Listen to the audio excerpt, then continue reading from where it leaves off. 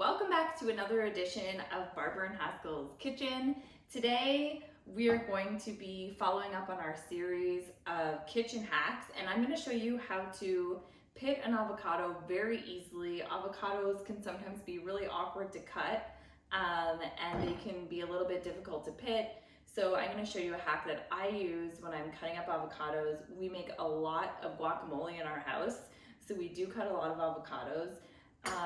What I will say is make sure that your knives that you're using are very, very sharp. Again, you're gonna set it up like this, very similar to how we did the mango.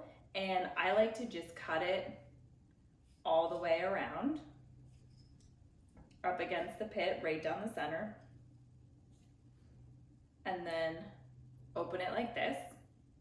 And then what I'll do is sometimes I'll take a little bit of a bigger knife, and you just wanna, with a little bit of force, not too much force, you want to get kind of deep into the pit of the avocado, if you can see that. And then I just like to turn it like so.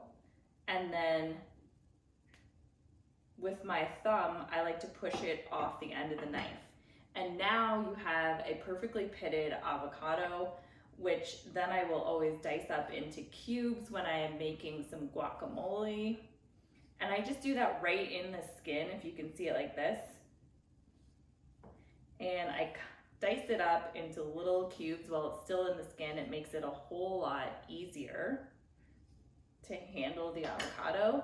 And then I take a spoon and I go around the outside, trying to get as much as the avocado out as I can. And there you have it. We have some nice diced up avocado. You can use it in guacamole or put it on a salad, and that's basically it. That's how you cut safely an avocado. Thank you so much for joining us on Barber and Haskill's Kitchen. If you have any questions, leave them in the comments below, and we will see you tomorrow.